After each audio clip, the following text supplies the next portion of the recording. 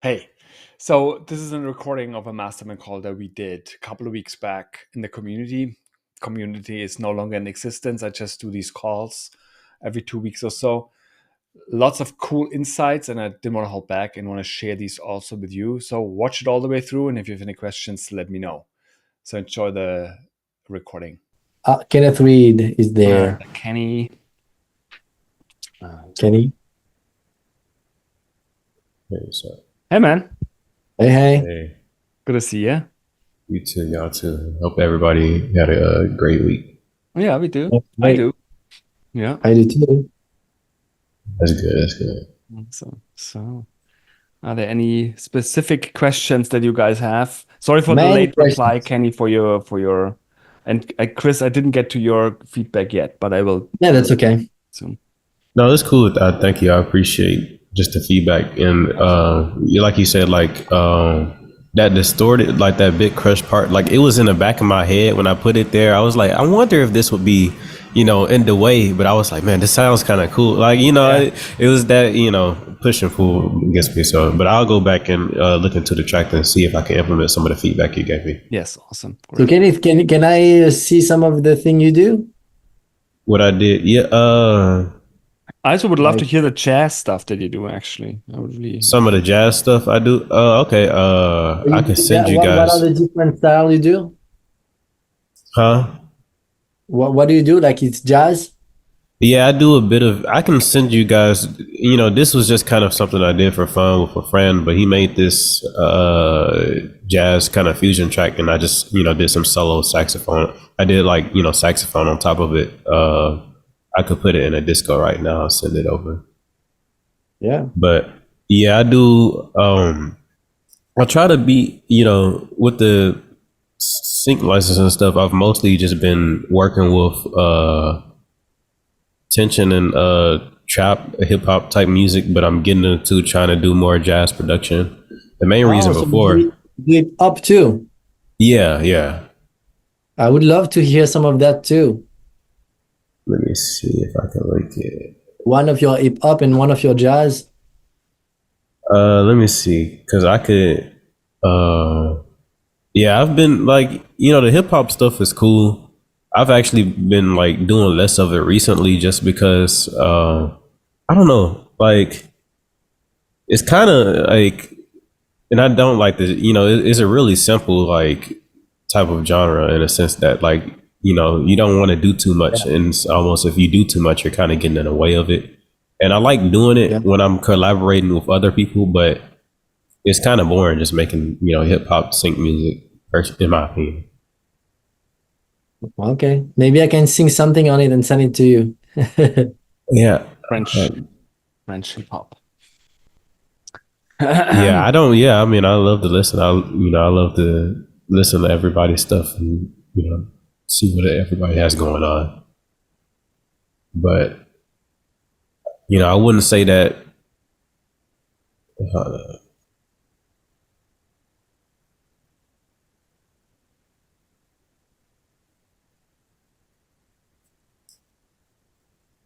okay, so I think I got just this one track in this disco link, so you guys can listen to it. It's actually, like I said, he made the track to it, and I just played saxophone so to it, and it's not specifically how I would have mixed it, but it's I think it's pretty decent.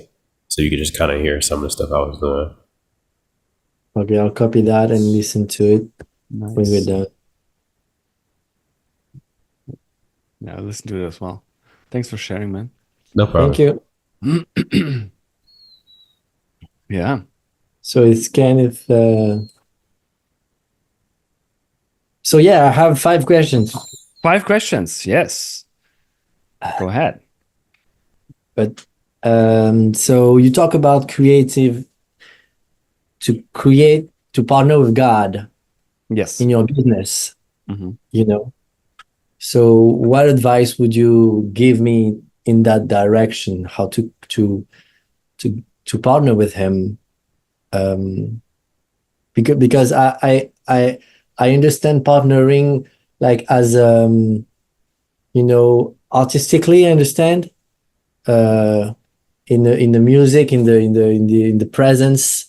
Uh, but when I think business, it's just not. I don't get it how to do that.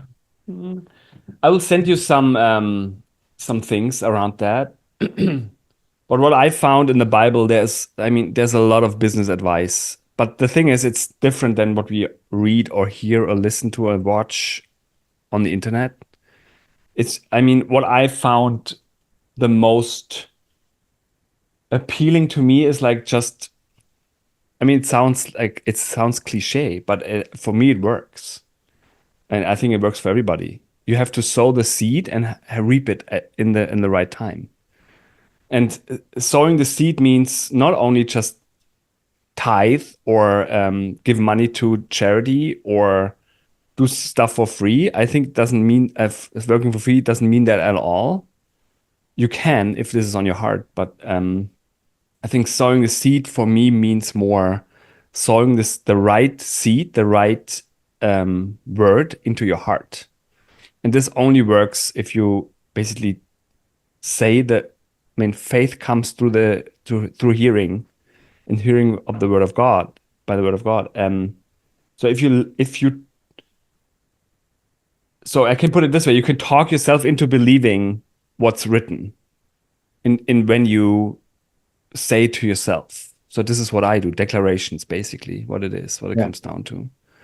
And to be honest, I've only found this like a year ago, or maybe a little longer, to be really.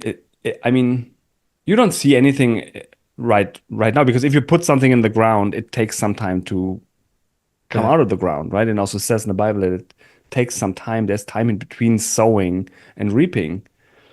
But if you want to partner with God in business, I think you have to like spend time with Him in business, and He's the best business partner there is. And one thing is you have to believe it, and you have to have built faith that you can do it, that you're actually made to be a good business person. But then also you have to just, I sit down not every day, but because I'm lazy and I'm not very consistent in that stuff. But when I sit down, all these ideas and all these things that I do, um, I ask him if I should do it, Okay. because I made many mistakes that led almost to my marriage being over, because I thought, okay, I have to do it this way because other people do it this way. And then what he says to me is like, it's I believe it's already done for me. I don't This can be like offensive to some people, but I feel like I just have to tap into what he already has for me. It Yeah. doesn't really matter that much that I build everything, because he through Jesus, he already made everything possible for us. It's already done. There's nothing you can do to change It's that. the, it's the direction that it's hard for me to. There's so many options, so many directions I could go, Yeah. and it feels like yeah, it's hard to say, okay, I'm gonna go there. Yeah, why not there? It's like option is killing me. The numbers of This is, options. this is more like a focus thing. Doesn't have to so much to do with God, I think. He gives you all these options. He's like, choose whatever you want. I'm with you anyway. Yeah. Either way, it doesn't matter. For him, it doesn't matter unless it's Okay. something that he's strictly saying no to. And Okay. this only comes through intimate time with him and asking him, should I do this? And then if you feel peace over something, just run with it, but don't jump around to the next thing 3 weeks later. Yeah. I think this is Yeah. more about us being like completely overwhelmed with what's we like 10 years ago. We didn't have this communication wouldn't be possible. Like two people in the US, one on a beautiful island, wouldn't have been possible. Yeah. Everyone can be their own publisher. Everyone can be their own like manager. There's no gatekeeper anymore. You can have your own media company these days. These options are killing me too. I have to be really, really focused. And like every day I wake up and have like 50 new ideas I could do about things that I could do. And I have to remind myself, no, I have these things that I want to really accomplish. Why did you choose that one? That's a good question. I choose that because I feel the most, and it's also like it's iterations. So I started this community only after I learned that most people that I want to teach, they don't have the money to pay me what I think is worth what I'm teaching. So Yeah. what I'm now doing is and this took me years to find out. But I'm doing the same thing, but in a different way. So what I'm now doing, I'm trying to find people, composers and musicians, musical artists that maybe don't have the money up front, but I can partner with them in a revenue share kind of thing. And then I help them to basically make their career work. Yeah. So this is just like, it's a lot of trial and error. And I think, but this is like business in general. It's like you have to find the right thing, but then you have to iterate whenever you find and it's not, I mean, I didn't go from, and I'm very proud of myself that I did not do that. I didn't go from a composer and then going to web design because this is more money.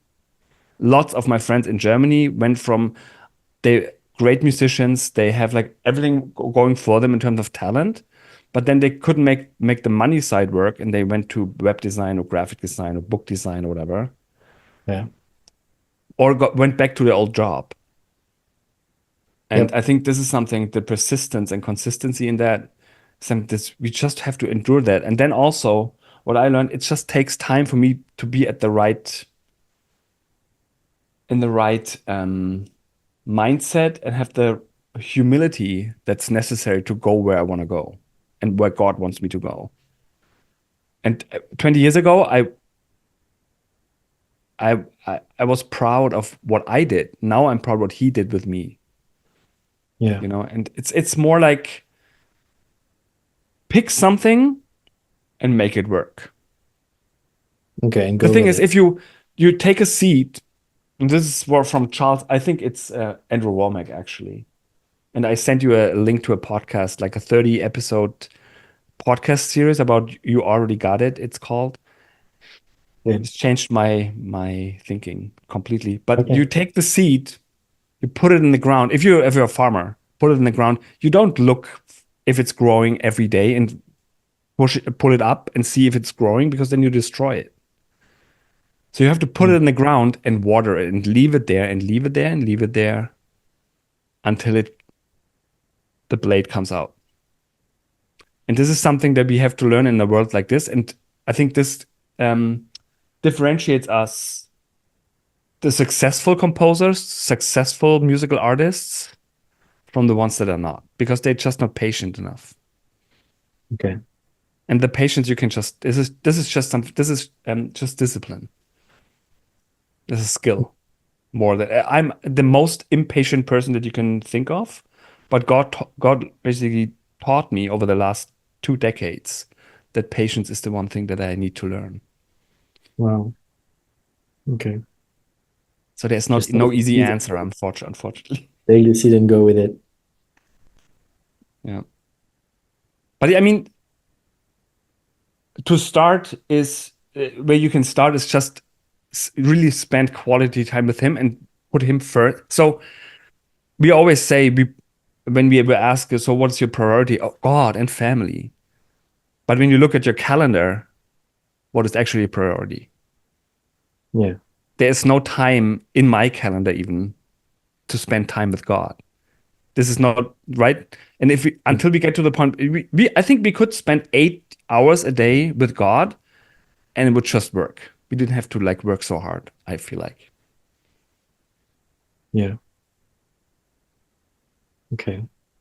So just schedule the time with Him as you schedule time with your wife and go to work, like Yeah. this. So And how did you get to price your work? long, long, painful process. And how much do you do now? So I don't have a price. It very much Okay. depends on the project, on the people that I'm working with. Um, and what I try to do is to talk them out of working with me. Of what?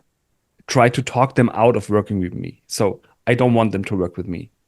This is what I try to I give them the option. So why do you actually want to work with me? Why is that? I tried to, so, and this is great because now I mean, I know this wasn't from the get-go, of course, like that, Yeah. but now I learned like the more needy you feel inside, the more you want to make this work, the less they pay you. Okay. Because I mean, and this isn't has nothing to do with like they have a bad like they don't want to like pay you less. It's just like you agree to way less than you Okay. actually could. And one practical thing is just asking for the budget. And then you can like be the first one to ask. And then you can decide um, if that's good for you. Does it feel right or not? And then you can and you have to learn to say no if it's not enough. What is enough for you if it's not too um, I mean, it depends. When I do a movie, I ask for the full budget. What's the budget of the full movie? And normally, if they're pros, they even tell you beforehand because they don't care. They just want to yeah, make a great movie. If yeah. it's for advertising, normally they just come right out of the gate what kind of budget they have, and I can say yes or no. And you have to like have in the back of your mind to know that there's royalties involved and all that. So maybe this can help you. And then um, so I would do $1 million movie, right? Full budget, the whole, but like a very low budget movie. And I know that it's for that kind of budget, it needs to be at least 2% of the full budget for my fee. And there's no music, like no orchestra, anything from my fee. If they want like musicians on that, they have to pay extra. So this is what I would do. If it's Okay. like $20 million, I'm not sure if I can ask for 400,000. I'm not sure. Yeah.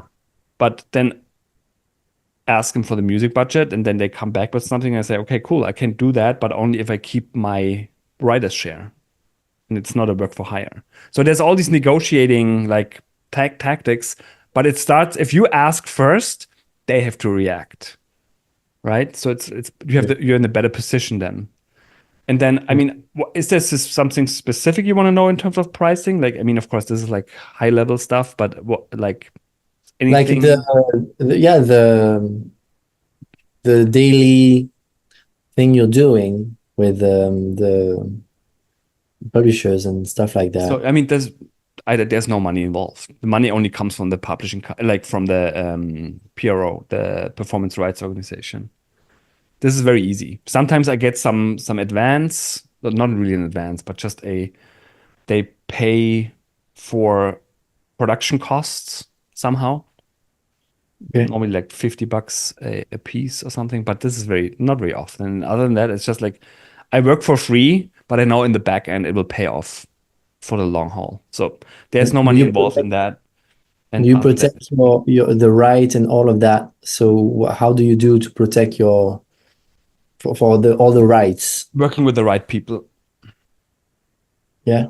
they can always screw you. I mean, they could take your work and put it somewhere and don't tell you or sell it or whatever. Okay. Um, So you don't protect your music? I mean, as soon as I create it, it's protected under law. And Okay. I mean, of course, I have contracts with these people, right? And Okay. which is mostly how they are going to use it and like that they can use it for everything they want, but that they also like make it knowledge, like show to me what they did with it and have to pay me accordingly. But I can't look in their books. I can't look in their accounts. I don't know what they do. I just have to trust Okay. them. And I think business can only work on trust. If you work with someone you can't trust, I wouldn't work with them. Yeah. And comes also down to like identity. If you know you're good enough to do that, I think this is what it comes down to.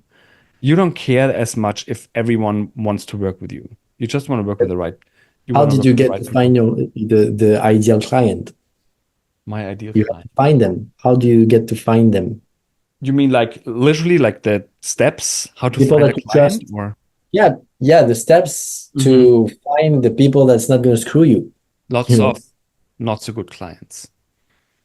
I went through like probably 30, 40 that weren't working that well. Okay. And now I have like probably 4 publishers and Okay. So you tried many, many, many, and yes. then you I mean, oh, I didn't go in there and try if they're good enough for me. I just like it didn't turn out that well. okay. Sometimes because I overpromised and underdelivered. This was mostly on my part. Okay. I did say I can do these things, but I couldn't, and tried to make it work. And they noticed and didn't want to work with me again. Okay. And then just the other way around is also they said that they want to have this, and I delivered. So there was one commercial that I did. They said they want music for this commercial, like custom music. They only have like what $2,000 or whatever, and I was like not it's like not enough money for this kind of stuff. And I said yes anyway because I didn't know back then. And I wanted to have the work. I wanted to be like build my career, and this was in the time where I almost lost my marriage. So I was like, Okay. no, I want to make this work. And it turned out they wanted to have like a 60s like song. And I'm like, wait, but you only have $2,000. Yeah, they said, yeah, you agreed to it, so I have to bring it on. I tried, failed miserably. They used the music anyway because they didn't have any other choice. I don't know why. Wow. Um, the great thing is it paid off like so well in the back end because it was like sponsored by these all these big broadcasters in Germany. Like it was one of these portfolio companies there, and like they pushed it so hard, so it made a lot of money in the back end. But they never worked with me again. Okay. Wow. So, and Thank I you for rather sharing. have, yeah, so this is why I think if you just take everything on because you want it so bad and you want to be successful so bad, it actually makes you look bad in the end. Wow. Sometimes it can. I mean, some people are just geniuses and they can do everything, but I can't.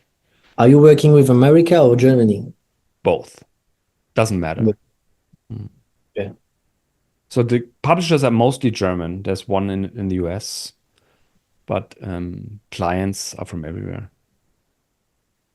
Okay. Because me as a French, it's difficult for me to work with all the America, all Right, but you the have a very great advantage in over me. It's like you can speak French. I mean, France has a great advertising industry. They have, I mean, they need it's the same. Take it, use it as to your advantage, and yeah, tackle France or every like French-speaking country that there's a lot of them. I feel. yeah, definitely.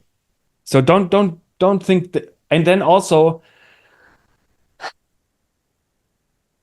I mean, to be real, you only need 5 clients, 5, 6 clients if they come back any time, like regularly. You don't need much more. You don't have to have like 50 clients because every project in music is like a lot bigger than like I don't know. Some people logos are bigger, graphic design, web design, but most people price too low, so they need to have like a lot of funnel top of the funnel people. But for us, it's like if you have like good relationship with our clients, they come back time and time again, right? Okay. So I have it's a not, last question. huh? Yeah, please go ahead. Sorry, you're not done. I have a last question, Yes, but you were not done, I think. I'm done. Yeah, yeah, Okay. I'm done. So the last question is, could you tell me, because I'm still in the process of defining, Yeah. as I tell you, I'm like, I have so many options and I want to tackle the good one for me. And so what would be for you the different direction projects that a composer could take? Yes. Oh, how many do you want to know? I mean, 10? you could do I mean, the thing is, I would make like an honest assessment of yourself and what we talked about this before. What do you want to do? And are you good at that? It's like what kind of where do you want like if you want to do you want to be a composer, a songwriter, or an artist? What do you want to be? It's like now I'm 40 and it's like I'm changing because Mm-hmm. I've always wanted to be an artist Mm-hmm. that influenced my country. Yes. The idea of bringing, like Michael Bublé do in America Mm-hmm. every Christmas, everybody, the idea of bringing an atmosphere Yes. that is from God in the home has always been my dream. Yes. But the more I'm growing and I'm getting 40, and it's like, okay, I need to get money Yeah. and all this True. famous stuff. But it's not really like the famous thing that I'm searching. It's really like I have a nice like it's God's presence that when I sing that, and I want to bring that, Mm-hmm.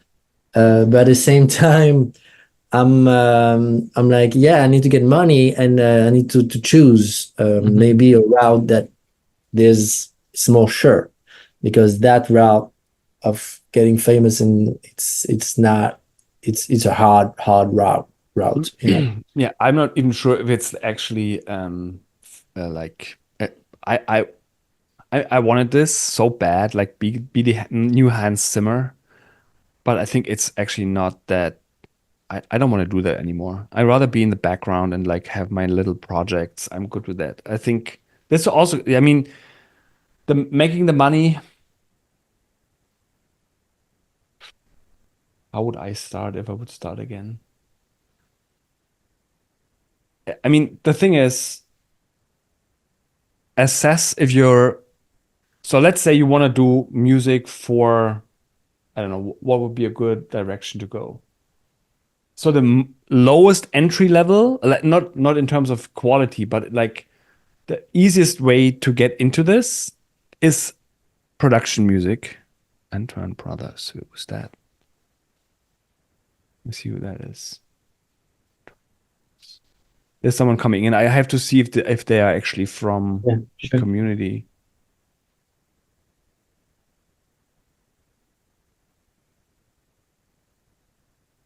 Never heard of them before.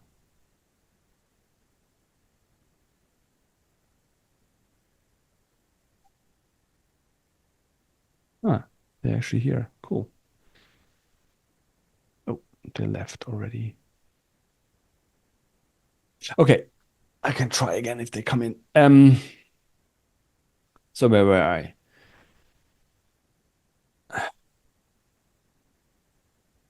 I mean, it's a lot. So what I would do differently these days, I wouldn't wait for someone to come to me and ask me for music. I would just blast out there that I'm good at that and that I have these services, whatever these services are. And this goes deeper into what you actually want to do. But the tactic is the same. People have to know that you do what you do. Yeah, And you have to be very active in like generating leads, basically, that are possibly interested in working with you.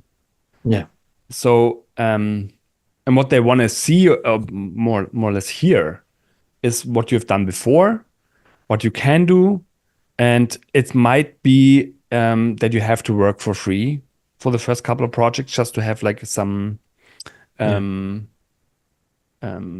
pieces for your portfolio. But then also, I mean, it's hard to say in. So I knew I wanted to be a composer for moving media in some way, like yeah, commercial. I didn't really know what to. I wanted to make music to picture, um, but I never really made a real effort to get a lot of clients, and this is why it was so frustrating and hard for the longest time to survive as a composer. Um, but I also so just reach out to like define who you want to work with or work for to work together with, and just let them know that you do that stuff. okay, And I'm not sure. I mean, as an artist, you have fans, so you have to basically give them music. as a composer for commercials, you have to reach agencies or production companies. As a composer for theater, you have to reach theaters. So it's like there's a lot, like the vertical is really, really large. Yeah. So I think you have to first come to the conclusion. So you cannot target everyone. Doesn't work. Yeah. I did this. Yeah, I tried everything. I tried like everything at once, and I did commercials for a long time, which was a great practice for me. But in the end, I wanted to do movies, right, or TV series as longer form content. Okay. Yeah, so I'm not sure. I'm not sure if I'm answering the question, but the outreach and lead generation is probably the part where I would start and see if there's. I mean, on your island, are there people that do like commercials or anything like that? I Yeah. assume that there Yeah. are Yeah. companies coming anyway to shoot there. Yeah. Yeah. Yeah, reach out to them. I don't know. These service production companies probably not the right fit because they don't decide about music, but you can get in touch with them and see what agency they're working with. And I don't know, I don't know, you have to find some kind of like Okay. proposition for them to,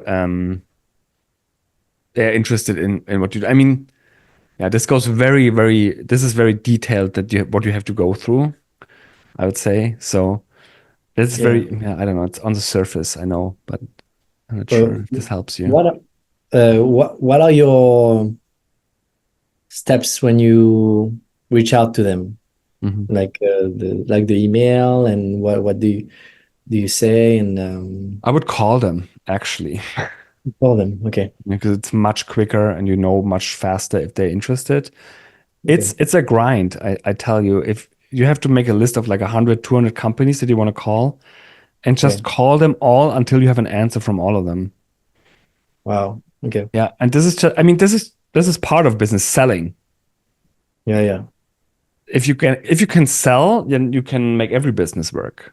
And I think it takes at least 200 calls or 200 like with follow-ups and all that stuff to get good at that. And then if you're good at that, then you can really sell anything. It doesn't matter.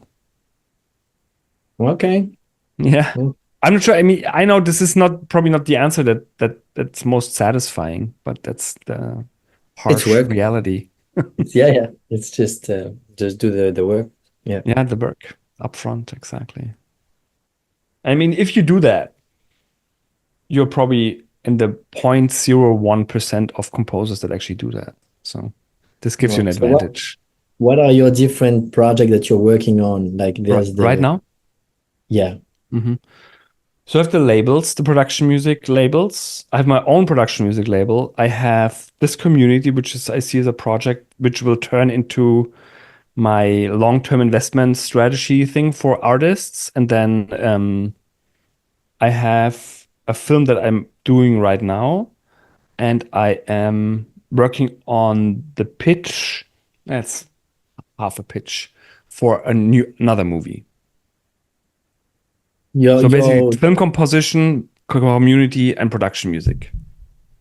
So you wow. mentioned about having your own production music Yeah. label. So what was the process like for you starting that, and how did you get to the point where you have music supervisors, checking out your label or looking at the music with it? Because It's I the was just same gonna thing. say, Yeah. I mean, I learned from the years that I worked with these labels as a composer and just saw what they're doing. It's not like it's not secret. It's the same process. Just reach out to them via email and cold. I do this cold. I yeah, just send them my latest album, and some of them use it, some of them don't. But I see the placements also coming in from that. It's only like 4 or 5 albums right now, I think, and most of them are just me. But I wanted to do like more of that because I think this is like a great business model in my opinion. yeah. The reason I asked that because I know I've heard stuff like generally music supervisors don't like unsolicited music. So, but I know that might be different versus if you were just a composer asking if they can use your music versus being a library saying here's So music for it. I tried to get as close to the final user as I can. So I try to use find the emails from the editors and the not only the music editors but also like the picture editors, Okay. and just try to sneak it in so they can use it whenever they. And I never heard a complaint that they don't want it. And if they do, I mean, I just say sorry and never mail them again. It's just, I think don't ask for permission these days. Yeah. Okay. Yeah. So, I mean, the process is this, yeah. I just try to find them on LinkedIn. It's mostly Germany, right? That I do, because I think this is my advantage. I can speak German. Much better than English, hopefully. And I know the market works and how it works, because this is where the most of my stuff is used. Just send them what I think they need, and I think the consistency part here is also something. If they see you like 7-8 times in the inbox, they're like, oh, this guy has something probably, and then they have to look through my catalog, and then as soon as it's in their on their Avid or in their system, it can get used all the time. And then I was fortunate enough to have like an old friend from school, I went to school with, and he's now a team lead of one of the bigger broadcasters in Germany. And he asks me all the time if I have more music, and I just send him what I have, and he distributes it. Then it's actually one system for 5 or 6 broadcasters in total. So it's when it's in the system, every one of them can use it for every show. Wow. This is kind of fortunate. But yeah. So when they get it from you directly, do they then contact you, and then you go through the whole? You give them a synchronization license, and do they give you like? Is there a contract where you work out the sync fee, or do they just tell you what they're going to give you for the sync fee? Or so most of the stuff. So the music I do is very simple in Germany. In Germany, it's all, unless it's for a commissioned work, like in terms of if it's on channel. How do you say that in German? In English. So there's like news stuff and reports and documentaries that are made directly from the channel itself, and you don't get any license fees for that. Okay. Only on the back end you get royalties, like performance royalties. And if anything else happens, they come to me and ask for a price. Yeah. But it never happened for the music that I do. And this makes me very happy because it's very easy. Just send the music, can use it. Doesn't cost them anything. And the more I send them, the higher the chance is that they actually use some of my music. Gotcha. Yeah. How many times do you send your email to a company? At this point, once a month, which is not enough. I want to do it once a week, actually. But I can't do as much music at this point. I have to find more people that want to contribute to that. Wow. So once a week, they receive from you 20 tracks. Something like 20 tracks. Mm-hmm. Wow. Yeah. It's, I mean, this part of the industry that where I am like this little niche, it's like just a volume game. It's not so much about how special or how creative your music is. It's more like, does it work, and do you have a lot of it? Okay. Yeah. Especially this underscore stuff that I do. I mean, this is just, no one cares what's under there, but it pays the same amount as if it would be like a symphony orchestra and all that stuff. Doesn't matter. Okay. It's kind of funny how that works towards, your advantage, and the fact that like people are kind of just nonchalant about the music enough to where they just don't even really care about the nitty gritty of those small details. They need a filler, right? They need something where there's silence and there's like no dialogue and no voiceover. They need something there. Doesn't matter what it is. And if they choose my music, I'm happy. The thing is, then also gets like, they not only show it once, right? They show it a couple of times. So it's like, there's like flywheel. If you have the stuff in there, it's like constantly used, which is really, really cool. And you're in the suspense, right? That's your suspense, tension, the more. So I tend to do more neutral stuff, like not being tension, but a bit, but not too, but also not like too uplifting and happy. Just right in the middle there, and this works really, really well. Okay. Mm-hmm. Not happy, not too sad, in the middle. Not happy, not sad, not too suspenseful. Just I will post something in the group. I will probably have some of you guys, if you want to, like, send me some things and we can maybe work something out. With the tension stuff, do you think usually more like orchestral versus like synthy tension, which one do you feel like is made a bit more in demand or is more useful to them? Because let me show you something that I have.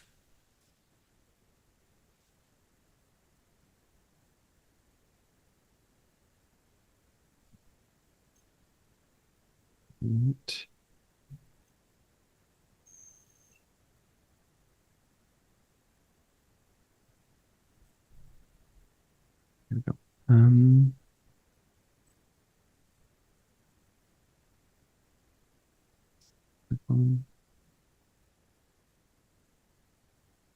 I just share the whole playlist. Okay. This is like something that they always like is like energy kind of. The thing is, you can name this album whatever you want, but whatever is on top, like on the artwork, they use it for that, which is kind of funny.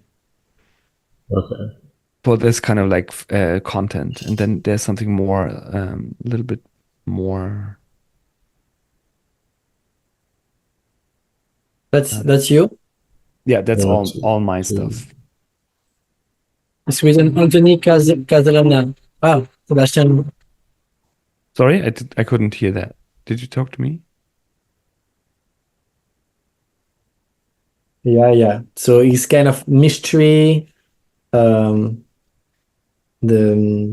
genre, more mystery, right? Maybe thriller.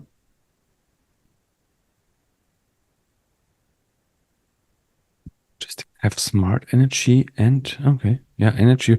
There's one track that like has something with energy in it. Do you think? So you're saying that this,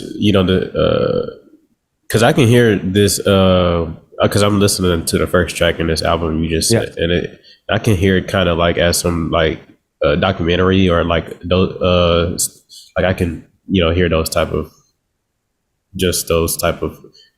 anyways. Do you think that style is something that's in heavily demand, like that, like underscore for those type of documentary? All my production music is like that. Every single track. I got you. So, and this, as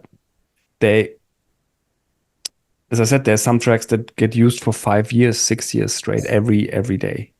And I mean, of course, not every track, but if one of these tracks makes you 3K a year, okay, I take it.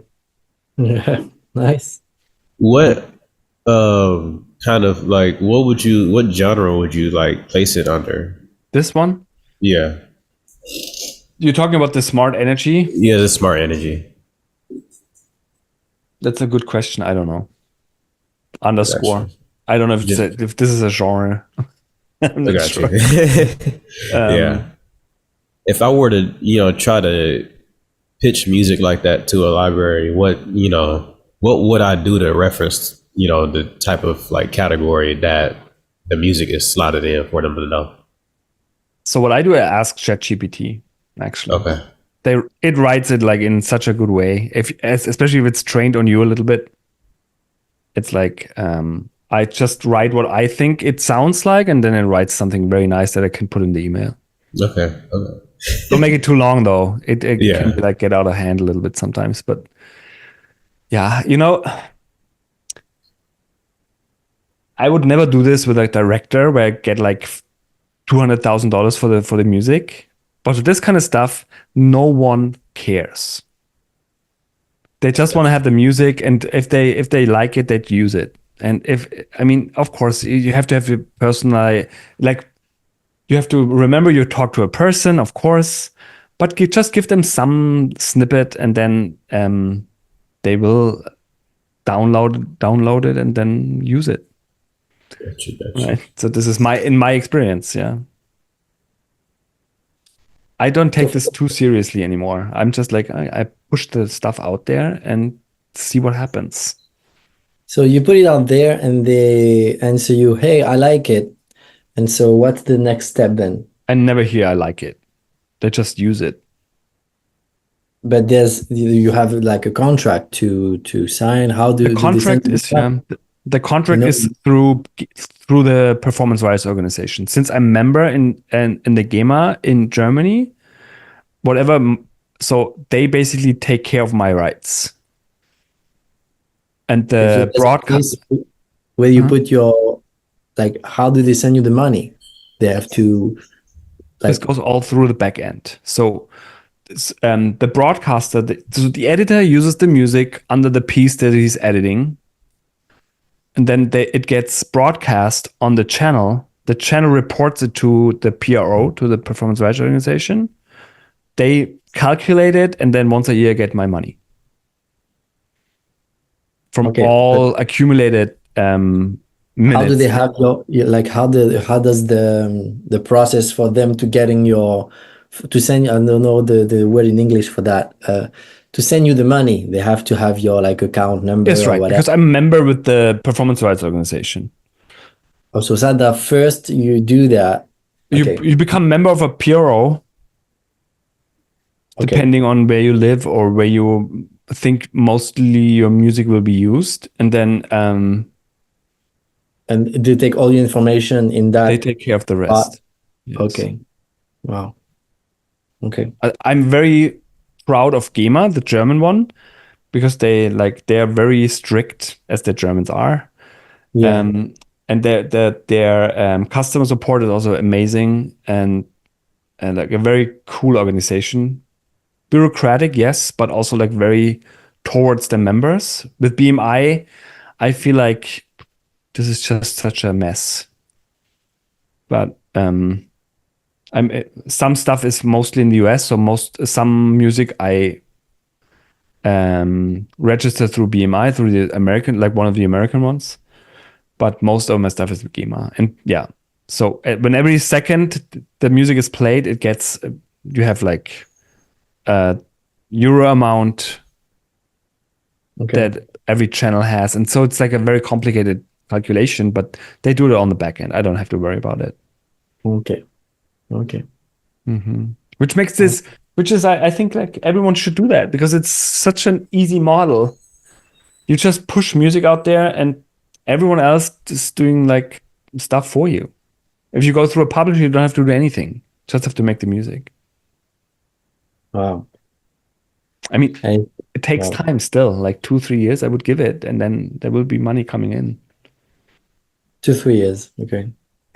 Making like a track a day or like at least a week, right? You have to have volume Yeah. Yeah. Yeah. with that kind of stuff. Do you think about maybe 20 tracks a month is pretty That's reasonable? Or awesome. just Well, yeah. that's amazing. Okay. I If you regret if you because, keep this up, 20 tracks a month for 2 years, yeah, wow. even 10 is great. Even 10 a month? Yeah, Okay. I think so. I mean, it depends on what kind of track it is. Yeah. If you do trailer tracks 10 a month, this is like almost impossible to do, I think. Yeah, yeah, yeah, But yeah. some people can. But if it's something that fits you and you can do it easily, yeah, why not? Sure. 10, 20. Yeah. How do you do the process of making the music? How do you do it? I Do you work think, with do we have all techno day? and Uh, so yeah, everything. um, so with this kind of music, production music, I have created probably 30 or 40 templates Okay. where all the instruments that I use are in there. And basically I cycle through them and leave Okay. that the instruments are always the same. I like delete the last track that I did in the session and start a new one. And sometimes there is like a cool arpeggiator in there that works well, or choose a new one. So it's like a really cool way to not come up with like all the instruments, because I think looking for the right sound is taking the longest. Oh yeah. And in my opinion. Yeah, so if you know the sounds that work and have it all in a template, and I like 40 templates or 30, doesn't matter how many they are really, but it never gets boring for me as well. Like it changes over time because I change some presets I change, and then the next time I come in I change something else in the same. So like this is like a very strategic approach to all of that. But then I just choose a track in my Logic and just hit a note and see if it sounds good. If it's not, doesn't sound good, I take the next track and try that. If this sounds good, cool. Maybe we can do something with that. And then I make like a minute or so of this like chord progression or whatever it is. And I put some bass on it. Like it's a very organic process, I would say. And it's very like, the only goal for me is like to have and this is something that comes from experience, that I know it works with for the people that I send it to, right? And if you do commercials and trailers, it's different. But if you do this kind of stuff, it has to work with dialogue. It has to work with voiceover. It cannot distract. It should be like neutral, not too heavy. No sounds that stand out from the rest of it. Should be mixed well. In terms of like no like surprises, it should build a little bit, has some maybe a pause here and there, like an edit. But yeah, this is like all. It's also to taste. I mean, some people work completely different than I do, but for me, this works well. It makes it easy for me to just go in, sit down for half an hour, and have a track. Yeah, same way. I have a couple of templates myself that I just refer back to whenever, like, I just want to go in a specific style because, when you have like, a whole bunch of different plugins and all of these, virtual instruments and stuff, you can spend just an hour opening everything up and setting it and routing it the way you want it to be. And with this stuff, it's kind of like you want to maximize the amount of time you spend on each track to make sure that you're not like spending 3 hours or 4 hours on one track because you could have made 4 tracks in that time, that could have been, used in the album to make you more money. Well said. Exactly. Yep. Yeah. I mean, for you, Chris, I think it's more like get with God and just, tell him what you told me. I don't know where to start. I have so many options. Let me help me choose one. And then really practice. Like he's a dad, he's like, he wants you to succeed in that. And so just give him all your, everything that you're worried about in that way. And then just, he will, I know he will give you an answer to that question, to that prayer. Yeah. And then if you have that, just, the one thing that what I mostly do is I forget what he told me, so I have to write it down. Yeah. And every time I'm like coming back to the studio and like, what should I do? I have to look at my notes and say, this is what I should do. I think this is then be responsible for that part, to take what he's giving us and steward it well. Yeah. Definitely. Right. Thank you. Of course. Awesome questions, man. Both of you.